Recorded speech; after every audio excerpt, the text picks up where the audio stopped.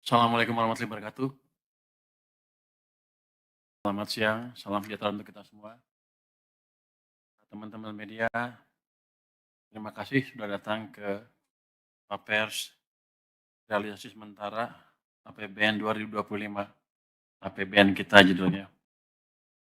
Kita akan update sedikit, mungkin nanti banyak kalau ditanya, tentang capaian pendapatan dan belanja negara selama 1 tahun terakhir di sepanjang tahun 2025. Oke, kita mulai dengan biasanya saya yang gampang-gampang, Pak Swa sama Pak Tommy yang susah-susah gitu ya. Kita yang begini. Oke, kita masuk dari biasa global economy. Jadi ini bisa mulai langsung slide nomor 1. Judulnya di tengah gejolak global, ekonomi domestik tetap resilient. Sebetulnya globalnya nggak apa-apa sih, walaupun gejolak ini itu, ekspor kita masih tumbuh cukup bagus. Kalau kita lihat pertumbuhan ekonomi Indonesia di triwulan pertama 4,87 naik ke 5,12, lahir 5,04, mungkin di triwulan keempat juga di atas 5 ya, mendekati 5. Berapa Pak Febrio? Itu 10 lihat. Triwulan keempat kira-kira 5,45 kalau nggak ada perubahan. Di bawah janji saya tapi lumayan lah, masih lebih tinggi dibanding triwulan sebelumnya. Yang jelas adalah momentum pembalikan arah ekonomi sudah terjadi, jadi kita ke depan harusnya akan tumbuh dengan lebih baik. Itu terjadi dengan, kalau kita di gambar bawahnya adalah inflasi yang masih relatif terkendali di 2,92%, naik sedikit di akhir tahun tapi tetap di kisaran target maupun pemerintah 2,5 plus minus 1 ya. Kalau kita lihat indikator yang lain, saya bilang tadi surplus neraca perdagangan mencapai Januari sampai November 38,5 miliar dolar, itu tumbuh 31,8%. Ini laju pertumbuhan yang amat tinggi. Makanya saya bilang biar globalnya katanya gonjang-ganjing, ternyata trade balance kita kinerjanya amat baik. Harusnya sisi global dampaknya ke kita tidak negatif, malah cenderung positif. Terus kita lihat PMI manufacture tahun terakhir angka bulan Desember itu di 51,2%. Ini menunjukkan di atas 50 kan ekonominya ekspansi. Ada ekspansi di manufacturing sektor yang menggambarkan juga ekspansi di sektor perekonomian secara keseluruhan ya. Di November sempat naik ke 53,3 kalau nggak salah, sekarang turun sedikit ke 51,2, mungkin karena banyak libur dan akhir tahun biasanya aktivitas agak lambat sedikit di manufacturing, tapi saya yakin ke depan nih akan naik lagi level yang lebih kuat. Yang agak menggembirakan, yield SBN 10 tahun itu trennya turun terus, sempat ke 5,9 tapi naik lagi ke 6,3, terakhir turun ke 6,01, turun 101 basis point dari 7,02% di akhir tahun 2024. Jadi surat utang kita lebih dipercayai market sehingga yieldnya bisa jadinya bisa turun. Artinya ongkos kami untuk mengeluarkan surat utang lebih murah 1% dibanding akhir tahun 2024 lalu. Kinerja IHSG juga menunjukkan sentimen sudah balik paling enggak ke pasar modal kita. Ini di bulan Desember tahun lalu ditutup di 86,9,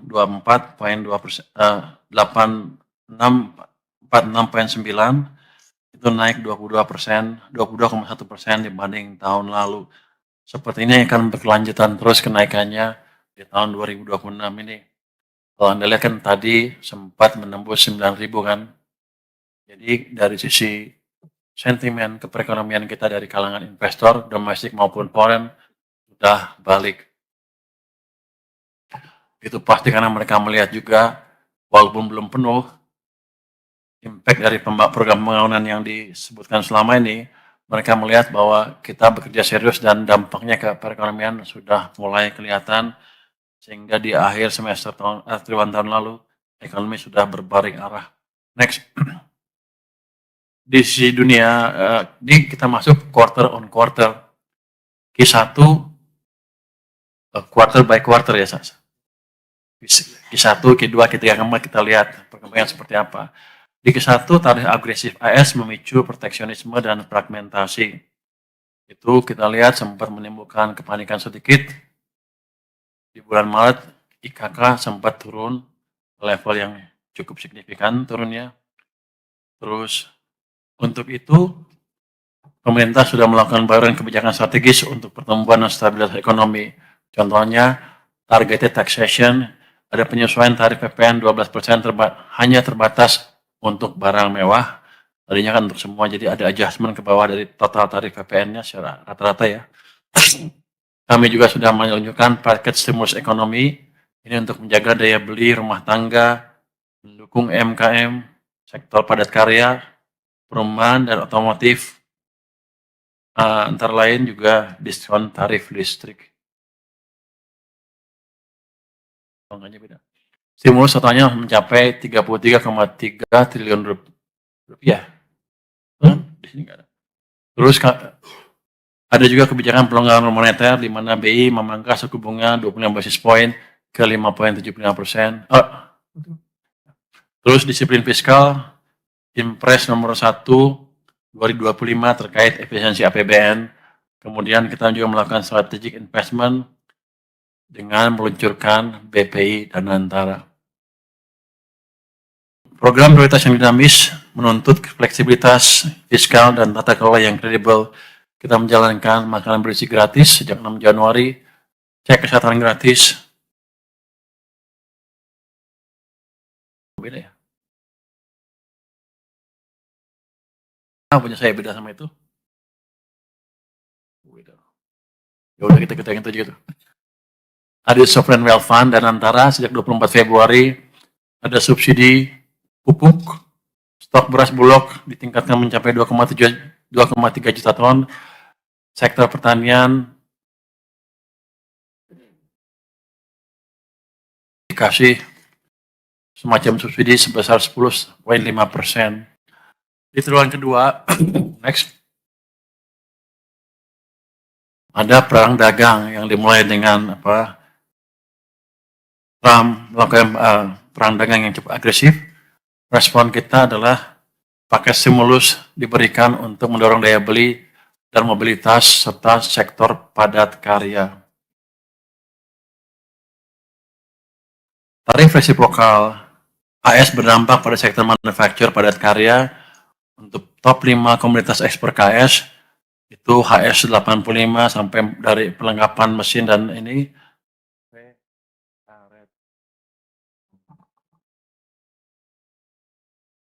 disuruh sama dia, suruh maju katanya.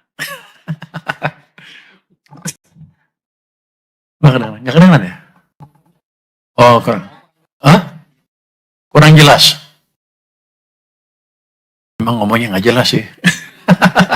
Tidak, kita juga percuma. Tapi nggak apa. Jadi top 5 komoditas yang terpengaruh ini, tapi kita mempunyai daya saing di masing-masing barang itu dan kita lakukan kebijakan supaya tetap barang kita mempunyai daya saing di pasar luar negeri. Kita juga sudah memberikan paket stimulus berbasis konsumsi domestik dengan fokus pada peningkatan aktivitas masyarakat di sektor transportasi, energi, hingga bantuan sosial. Kita luncurkan diskon transportasi selama libur sekolah, potongan tarif tol untuk sekitar 110 pengendara, penebalan bansos dengan kartu sembako, dan bantuan pangan untuk 18,3 juta keluarga. Kemudian kita juga memberikan bantuan subsidi upah bagi pekerja dengan gaji di bawah 3,5 juta rupiah atau UMP. Juga diberikan diskon JKK 50% bagi pekerja di sektor padat karya. Itu kita lakukan untuk triwulan kedua tahun ini. Ini IHSG dan rupiah tertekan sebelum penundaan 90 hari. Jadi ketika diumumkan, semua tertekan karena semua panik Mereka bilang ekonomi akan kacau balau gitu. Ternyata enggak. Trump juga ternyata enggak segila yang kita duga lah. Dia undurkan pelan-pelan pelaksanaannya. Jadi itu kelihatannya merupakan strategi Trump untuk menekan negara-negara untuk melakukan negosiasi perdagangan dan lain-lain yang lebih menguntungkan mereka. Kalau saya pikir sih lebih bagus begitu, negosiasi seperti itu. Oh, nggak boleh. Dibandingkan dengan kasus Venezuela. Di triwulan ketiga, tekanan terhadap nilai tukar dan demo besar. Respon pemerintah cukup cepat, yaitu melakukan terobosan kebijakan dan proaktif diplomasi perdagangan. Next slide, slide 6. Ini unjuk rasa pada Agustus-September menekan pasar keuangan terutama rupiah, bahkan sebagian khawatirkan apakah kita akan bisa berlangsung terus pemerintahannya. Tapi dengan kebijakan yang pas, kita bisa membalikkan itu semua. Kita memindahkan kas pemerintah 200 triliun ke perbankan untuk meningkatkan produktivitas dana, juga mendorong ekonomi secara langsung. Akibatnya di bulan September laju pertumbuhan uang itu naik dari hampir 0 ke 13,2%. Ini membalikkan sentimen di masyarakat sehingga masyarakat menjadi lebih optimis terhadap pergerakan ekonomi ke depan dan masa depan mereka, sehingga mereka lebih fokus menjalankan aktivitas ekonomi dan otomatis mengurangi kegiatan mereka melakukan demo-demo di jalan, yang itu menciptakan stabilitas sosial dan politik sehingga ekonomi kita bisa terus recover. Indonesia menyepakati penurunan tarif dari 32% ke 19% dengan Amerika. Kita juga melakukan penandatangan Indonesia EU Comprehensive Economic Partnership Agreement, di mana tarifnya hampir nol untuk ekspor Indonesia ke Eropa dan sebaliknya. Surplus neraca dagang dari Januari sampai September naik 50,9%, itu di 9 bulan pertama tahun 2025. Dengan ekspor naik 8% dan impor naiknya hanya 2,62%. Ekspor mencapai 29,8 miliar dolar AS, impornya mencapai 176,32 miliar dolar. Di triwulan keempat, tekanan global mereda, prospek global cukup membaik. Kita fokus menjaga momentum pertumbuhan dengan pakai stimulus. Jadi musim pertumbuhan fiskal, sektor keuangan, dan perbaikan implementasi dipastikan selaras. Kita melakukan stimulus ekonomi dengan memberikan BLT sementara, program magang, serta diskon transportasi Nataru. Kita juga melakukan penempatan kas di bank komersial ditambah 76 triliun pada waktu itu. Kita juga mulai melakukan debottlenecking dan deregulasi dengan penyediaan kanal aduan P2SK ya. Nah, ini baru 2 kasus yang disidangkan, tapi kita sudah melihat program real yang dihadapi oleh para pelaku bisnis. Beberapa sudah kita tanganin dari 2 itu, dan ke depan kita akan semakin dalami lagi, semakin pastikan segala kendala di sistem, di ekonomi bisa kita hilangkan dengan lebih cepat. Ini akibat kebijakan yang tadi, kalau Anda lihat, indeks penjualan retail terus menguat. Kita menunjukkan bahwa masyarakat sudah optimis, daya beli sudah mulai bukan membaik. Mereka mulai berani belanja lebih banyak dibanding sebelumnya. Kalau Anda lihat, perbaikan ekonomi juga dilihat dari Purchasing Manager Index yang di bawah itu, yang di Desember di level 51,2, di November bisa sampai 53,3, seperti saya bilang tadi. Desember turun mungkin karena faktor musiman. Saya yakin ke depan akan naik lagi ke atas. Tapi yang penting adalah PMI selalu di atas 50, di atas 51 mungkin, yang menunjukkan sektor manufacturing kita juga sedang berekspansi. Kalau yang gambar kanan atas sudah saya bilang tadi, IHSG naik ke level yang tinggi dan yield pemerintah turun ke level yang rendah sekarang di 6,0%. Ini menunjukkan bahwa kredibilitas atau kepercayaan investor global maupun lokal terhadap pasar modal kita dan pasar obligasi yang lain-lain itu meningkat dengan stabil, konsisten. Next. Ini kita lihat, ini gambaran arus modal ke pasar modal kita ya, pasar modal, pasar finansial kita. Itu kalau Anda lihat dari garis yang lurus itu adalah total bulanannya, itu cenderung turun terus sampai dengan bulan September. Garisnya terus ke bawah kan. Tapi Oktober, November, Desember garisnya udah naik ke atas, arti trennya menuju ke positif. Dan di bulan November dan Desember sudah positif dengan total inflow mencapai 6,1 triliun. Di bulan November, Desember mencapai 46,8 triliun. Kalau kita lihat di bulan Desember ya, SBN inflow sudah mencapai naik 6,49 triliun, SRBI inflow naik tercatat sebesar 27,40 triliun, dan saham inflow di bulan Desember mencapai 12,24 triliun. Artinya asing sudah masuk ke sini lagi. Inflow ya, kalau inflow kan asing kan, asing. Jadi sudah masuk ke sini lagi. Jadi Anda lihat di sini, kredibilitas ekonomi dan pasar keuangan kita sudah kembali. Dan ini dilanjutkan, saya yakin akan terus berlanjut di tahun 2026 ini. Jadi yang itu, harga saham yang naik ke IHSG yang naik ke 9.000 itu, tadi, itu baru awal. Ini perkiraan saya akan naik terus karena ekonomi kita akan kita manage ke arah perbaikan terus ke depan. Next. Kalau kita lihat kinerja sektor eksternal, ini solid walaupun ada perang dagang. Ekspor dan impor tumbuh positif mencerminkan ekspansi manufaktur sepanjang tahun 2025. Ini angkanya sudah saya sebut tadi. Ekspor mencapai 283,0 miliar dolar, naik 6,2%. Impor mencapai 237,0 miliar dolar, itu naiknya 0,8%. Ekspor non migas sebelah kanan itu mengalami kenaikan 21%. Import, ini 21 yang pertanian ya. Jadi yang ekspor non migas, yang industri naiknya 14,5%, yang tambang turun 23%, yang pertanian naik 23%. Import yang bahan baku dan penolong turun 2,6%, modal naik 17%, konsumsi naik 3,6%.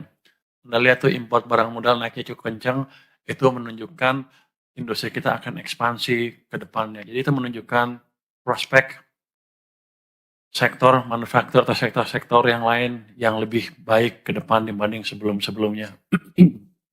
Stabilitas next. Stabilitas ekonomi makro 2025 tetap terjaga. Pertumbuhan ekonomi diperkirakan di 5,2% sepanjang tahun 2025. Ini dengan asumsi tadi triwulan keempat ekonomi kita tumbuh 5,45%. Kalau Pak Febrio nggak salah. Salah nggak Pak Febrio? Benar ya? Benar kata dia. Nanti kalau salah kita potong gajinya. Inflasi masih terkendali 2,9%. Nilai tukar walaupun melemah, year to date di 16.000. Year to date itu target ya. Year to date-nya di 16.475, end of period ya 16.782, lebih lemah dari perkiraan, tapi masih relatif memperlihatkan ekonomi yang masih cukup stabil. Yield SBN turun ke 6,01% di end of period. Harga minyak di 67,95 di bawah asumsi $82 per barrel. Itu juga yang menjelaskan kenapa income minyak kita turun. Lifting minyak di 577,6 ribu barrel per hari, di bawah target 605 ya. Lifting gas di bawah sedikit targetnya di 965,5 ribu barel minyak per hari atau 1.000 barel setara minyak per hari.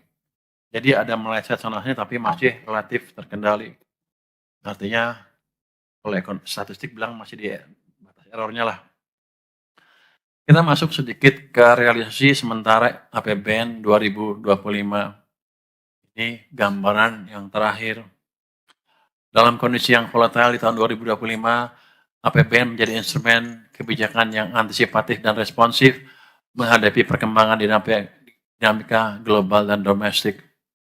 Kalau Anda lihat tuh, pendapatan negara itu mencapai 2.756,3 triliun rupiah. Ini hanya 91,7% dari APBN. Terus kalau lihat pendapatan perpajakannya, langsung di bawahnya penerimaan pajak hanya 1.917,6, ini hanya 87,6% dari APBN, dan kepabianan dan cukai 300,3, ini 99,6% dari target. PNBP mencapai 534,1 triliun, ini 104,0% dari target. Penerimaan hibah itu 4,3 triliun rupiah, ini 733,3% dari target. Sementara belanja negara, Anda lihat, mencapai 3.451,4 triliun rupiah, itu 95,3% dari target. Pemerintah pusat mencapai 2.602,3 triliun, itu 96,3% dari target. Dan belanja kementerian lembaga 1.500,4, itu 129,3% dari target. Belanja non KL 1.102 triliun rupiah, 71,5% dari target. Transfer ke daerah kita salurkan 849,0 triliun rupiah atau 92,3%.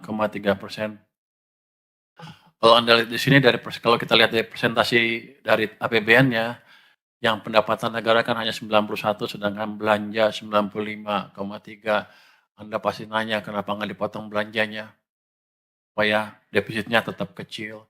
Tapi kita tahu kan, ketika ekonomi kita sedang mengalami downturn, turun ke bawah, kita harus memberikan stimulus ke perekonomian. Ini wujud dari komitmen pemerintah untuk menjaga ekonomi tetap tumbuh secara berkesinambungan tanpa membahayakan APBN. Walaupun defisit membesar ke 695,1 triliun, itu lebih tinggi dibanding APBN yang sebesar 606,2, tapi kita tetap jaga, pastikan bahwa defisitnya tidak di atas 3%. Defisitnya memang naik ke 2,92% dari rencana awal 2,53%. Ini tadi dengan misi untuk menjaga ekonomi tetap bisa berekspansi di tengah tekanan global yang tinggi. Inilah kebijakan real dari countercyclical yang sering saya bilang selama ini. Sebenarnya kalau mau saya buat nol defisit juga bisa. Saya potong anggarannya, tapi ekonominya morat-marit. Jadi ini adalah kepiawaian dari teman-teman di Kementerian Perekonomian Keuangan untuk memastikan ekonomi bisa bertumbuh terus tanpa mengorbankan sisi kehati-hatian dari fiskal. Walaupun gelembung, kita pastikan di bawah 3%, ini adalah standar Maastricht Treaty yang paling ketat. Jadi kita mengacu ke sana terus walaupun keadaan agak menekan kita ya. Jadi belanja negara adaptif dan akomodatif terhadap berbagai program prioritas ini untuk menyejahterakan rakyat.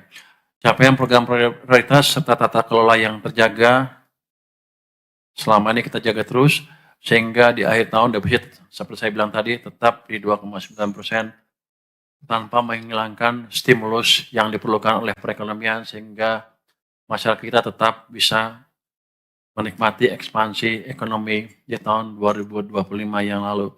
Saya yakin nanti tahun 2026 dengan membaiknya fondasi perekonomian dan menguatnya momentum pertumbuhan ekonomi ke depan, harusnya sih defisit bisa ditekan ke level yang lebih rendah dengan dampak pertumbuhan ekonomi ke masyarakat yang lebih besar dibanding tahun lalu. Tahun ini kita asumsikan pertumbuhan ekonominya 5,4%, tapi kita akan coba tekan ke level yang lebih tinggi lagi. Mungkin itu pembukaan dari saya.